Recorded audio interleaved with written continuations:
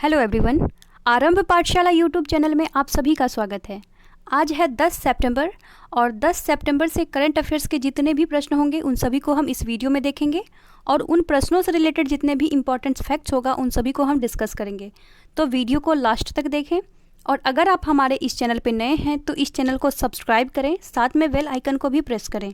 और अगर आपको मेरा ये वीडियो अच्छा लगता है और महत्वपूर्ण लगता है तो इस वीडियो को ज़्यादा से ज़्यादा शेयर करें और लाइक करें। वीडियो के अंत में आपसे एक रिवीजन का प्रश्न पूछा जाता है तो उस प्रश्न का आंसर आप लोग कमेंट बॉक्स में दें। तो चलिए शुरू करते हैं आज का पहला प्रश्न से। आज का पहला प्रश्न है, हाल ही में international day to protection education for attack कब मनाया गया है? तो इसका आंसर है ऑप्शन नंबर डी, 9 सितंबर। 9 सितंबर को पहली बार यह दिवस international day to protection education for attack दिवस के रूप में मनाया गया है। और इस दिवस को जो मनाने का मुख्य उद्देश्य है, जो स्टूडेंट्स होते हैं तो स्टूडेंट्स को पढ़ाई के दरमियान में किन किन चुनौतियों का सामना करना पड़ता है, तो उन सारी बातों को ध्यान में रखकर पहली बार 9 सितंबर को international day to protection education for attack दिवस के रूप में मनाया गया है।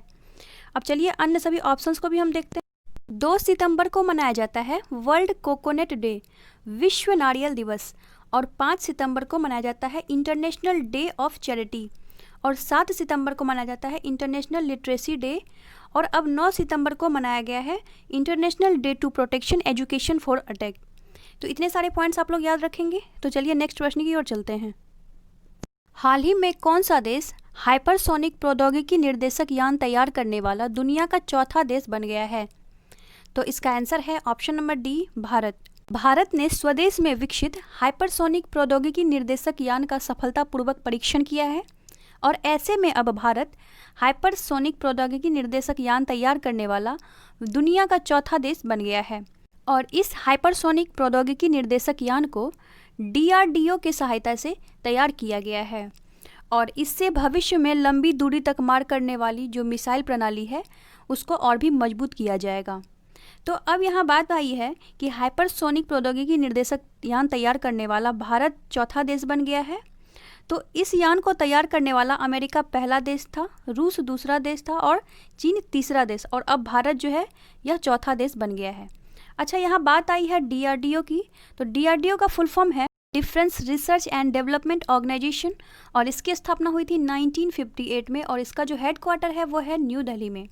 और प्रेजेंट टाइम में जो DRDO के चेयरमैन है वो है G सतीश रेड्डी। और DRDO का जो मोटो है वो है स्ट्रेंथ ऑरिजिन इन साइंस। इसको संस्कृत में वलश्य मूलम विज्ञानम कहा जाता है। तो चलिए नेक्स्ट प्रश्न की ओर चलते हैं। हाल ही में ऑस्ट्रेलिया ने भारत में अपना व्यापार प्रतिनिधित्व किसे नियुक्त किया है? तो इसका आंसर है ऑप्शन नंबर सी, उपयुक्त दोनों। ऑस्ट्रेलिया में भारत में अपना व्यापार प्रतिनिधित्व लोसा सिंह और मैथ्यू हडन, इन दोनों को भारत में अपना व्यापार प्रतिनिधित्व के रूप में नियुक्त किया है। हाल ही में निजी क्षेत्र के लिए पितृत्व अवकाश देने वाला विश्व का पहला देश कौन बन गया है? तो इसका आंसर है ऑप्शन नंबर बी, UAE। पितृत्व अवकाश प्रदान करने वाला विश्व का पहला देश जो है वो UAE बन गया है। अब तक किसी भी देश में मातृत्व अवकाश प्रदान किया जाता था, अर्थात बच्चों की देखरेख के लिए माँओं को छुट्टियां दी जाती थी, लेकिन अब पितृत्व अवकाश भी प्रदान किया जाएगा। अब बच्चों की देखरेख के लिए पितृत्व अवकाश भी प्रदान किया जाएगा, पिताओं को भी छुट्टियां दी जाएगी। और पितृत्व अवकाश प्रदान करने वाला विश्व का अब पहला देश जो बन गया है वो UAE बन गया है। और अब यहाँ बात आई है UAE की। तो चलिए इसको हम वर्ल्ड मैप में देखते हैं। UAE का लोकेशन ये है, वर्ल्ड मैप में UAE का लोकेशन, और इसका कैपिटल है अबू धाबी और यहाँ की जो करेंसी है वो है दिरहम। और प्रेजेंट टाइम में जो यहाँ के प्रेसिडेंट हैं उनका नाम है खलीफा बिन जायद अल नहियान। तो चलिए नेक्स्ट प्रश्न की ओर चलते हैं। हाल ही में पत्रिका गेट का उद्घाटन कहाँ किया गया है? तो इसका आंसर है ऑप्शन नंबर बी, जयपुर।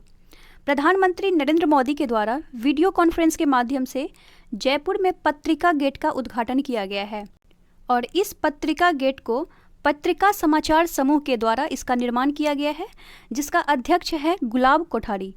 और अब यहाँ बात आई है जयपुर की। तो जयपुर को पिंक सिटी ऑफ इंडिया कहा जाता है और इसको जो है वर्ल्ड हेरिटेज साइट में शामिल किया गया है। तो चलिए नेक्स्ट प्रश्न की ओर चलते हैं। हाल ही में किसने साइबर सुरक्षा जागरूकता चलाने के उद्देश्य से CPF के साथ समझौता किया है?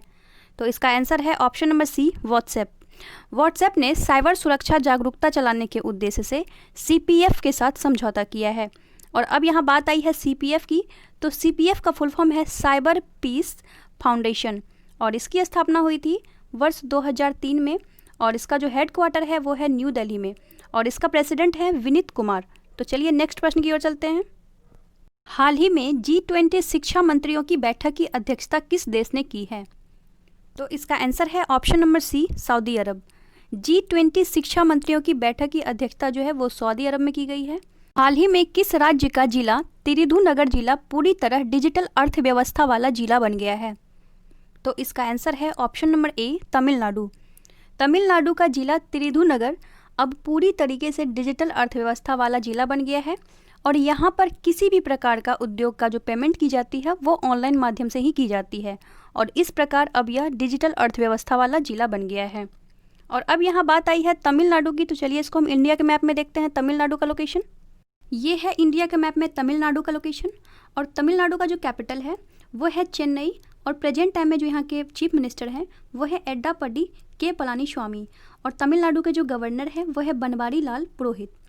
तमिलनाडु में जो विधानसभा की सीटों की संख्या है वो है 234 और लोकसभा की सीटों की संख्या है 39 और राज्यसभा की सीटों की संख्या है 18। अगर हम तमिलनाडु के नेशनल पार्क की बात करें तो तमिलनाडु में स्थित है इंदिरा गांधी नेशनल पार्क और इंदिरा गांधी नेशनल पार्क को जो है अन्नामलाई नेशनल पार्क भी कहा जाता है और यहाँ पर स्थित है प्लानी हिल्स नेशनल पार्क और तमिलनाडु में ही स्थित है गुनिडे नेशनल पार्क।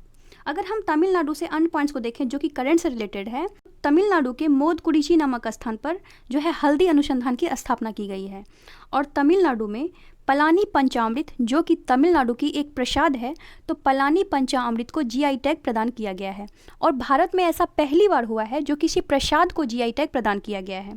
और तमिलनाडु से एक और पॉइंट्स आप लोग याद रखेंगे कि तमिलनाडु जो है वो प्रधानमंत्री मुद्रा योजना के तहत महिलाओं को ऋण प्रदान करने में शीर्ष स्थान पर है। तो इतने सारे पॉइंट्स आप लोग याद रखेंगे। तो चलिए नेक्स्ट प्रश्न की ओर चलते हैं। हाल ही में आर मसाकई को किस देश का उच्चायुक्त नियुक्त किया गया है? तो इसका आंसर है ऑप्शन नंबर बी, जमैका। आर मसाकई को जमैका का उच्चायुक्त के रूप में नियुक्त किया गया है। और अब यहाँ बात आई है जमैका की, तो चलिए इसको हम वर्ल्ड मैप में देखते हैं। जमैका का लोकेशन ये है नॉर्थ अमेरिका और ये है साउथ अमेरिका और इन दोनों के मिडल में स्थित है जमैका का लोकेशन यहाँ पर।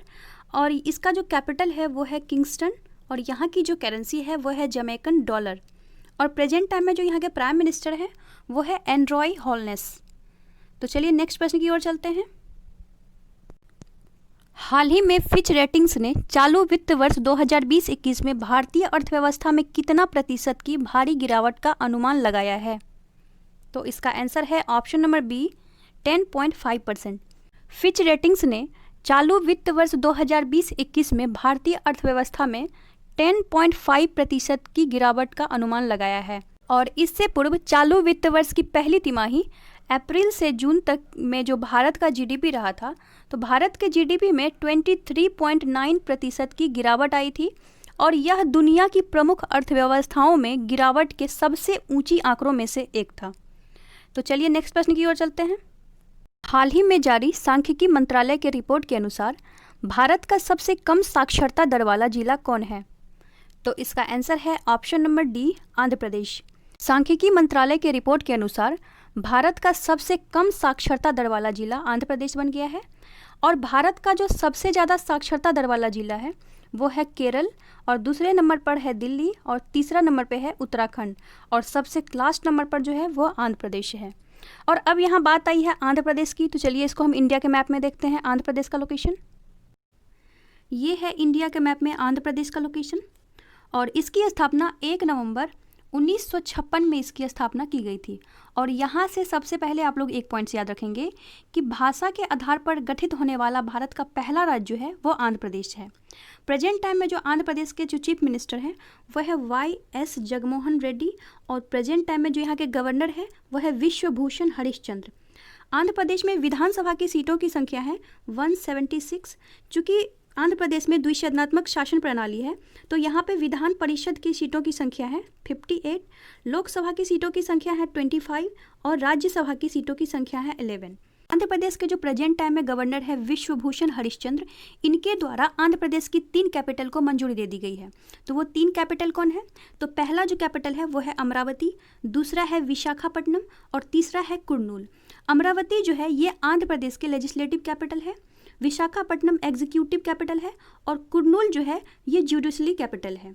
इससे आप लोग एक पॉइंट्स और याद रखिएगा कि हाल ही में आंध्र प्रदेश सरकार के द्वारा शुरू की गई है ई रक्षा बंधन कार्यक्रम। अब ये ई रक्षा बंधन कार्यक्रम क्या है? तो आंध्र प्रदेश के जो नागरिक हैं, विशेषकर यहाँ की महिलाएं और यहाँ की लड़कियों को साइबर क्राइम के प्रति जागरूकता बढ़ाने के लिए आंध्र प्रदेश सरकार के द्वारा ई रक्षा बंधन कार्यक्रम की शुरुआत की गई है। आंध्र प्रदेश में कुछ महत्वपूर्ण योजनाएं शुरू की गई है, जैसे कि विधा कनुका योजना, संपूर्ण पोषण योजना, आश्रय योजना। तो इन सभी को भी आप लोग याद रखेंगे। तो चलिए नेक्स्ट प्रश्न की ओर चलते हैं। तो फ्रेंड्स, ये है आज का अंतिम प्रश्न। हाल ही में राष्ट्रीय शिक्षा नीति लागू करने वाला भारत का पहला राज्य कौन बन गया है? तो इसका आंसर है option number B, Himachal Pradesh. राष्ट्रीय शिक्षा नीति लागू करने वाला भारत का पहला राज्य हिमाचल प्रदेश बन गया है। और अब यहाँ बात आई है हिमाचल प्रदेश की, तो चलिए इसको हम इंडिया के मैप में देखते हैं। हिमाचल प्रदेश का लोकेशन ये है, इंडिया के मैप में हिमाचल प्रदेश का लोकेशन। और यहाँ की कैपिटल है शिमला और यहाँ की जो समर कैपिटल है वह है धर्मशाला। प्रेजेंट टाइम में यहाँ के चीफ मिनिस्टर हैं जयराम ठाकरे और प्रेजेंट टाइम में यहाँ के जो गवर्नर है वो है बंडारू दत्तात्रेय। और यहाँ पे विधानसभा की सीटों की संख्या है 68 और यहाँ पे लोकसभा की सीटों की संख्या है 4 और राज्यसभा की सीटों की संख्या है 3। कल के रिवीजन के प्रश्न का आंसर है option number A, Pierre Gasly. Pierre Gasly जो है वो फॉर्मूला इटालियन ग्रैंड प्रिक्स 2020 का खिताब जीता है। और जिन लोगों ने अपना answer option number A, Pierre Gasly दिया था, उन सभी का आंसर सही है। तो चलिए हम आज के रिवीजन के प्रश्न की ओर चलते हैं। आज का रिवीजन का प्रश्न है, हाल ही में business reforms action plan 2019 ranking में कौन सा राज्य शीर्ष स्थान पर रहा है? तो फ्रेंड्स, इस प्रश्न का आंसर आप लोग कमेंट बॉक्स में दें। तो फ्रेंड्स, ये था आज का इम्पोर्टेंट प्रश्न। आई होप आपको मेरा ये वीडियो अच्छा लगा होगा और बहुत कुछ सीखने को मिला होगा। और अगर आपको मेरा ये वीडियो अच्छा लगा है तो इस वीडियो को ज़्यादा से ज़्यादा शेयर करें। एटलीस्ट 1 स्टडी ग्रुप में इस वीडियो को ज़रूर शेयर करें ताकि सभी को लाभ मिल सके। और अगर आप हमारे इस चैनल पे नए हैं तो इस चैनल को सब्सक्राइब करें, साथ में बेल आइकन को भी प्रेस करें, क्योंकि जब तक आप बेल आइकन को प्रेस नहीं करेंगे तब तक हमारी किसी भी वीडियो की नोटिफिकेशन आपको नहीं मिल पाएगी। तो बेल आइकन को प्रेस करके ऑल नोटिफिकेशन को क्लिक करें। तो फ्रेंड्स, चलिए मिलते हैं कल एक नए वीडियो के साथ। Thank you.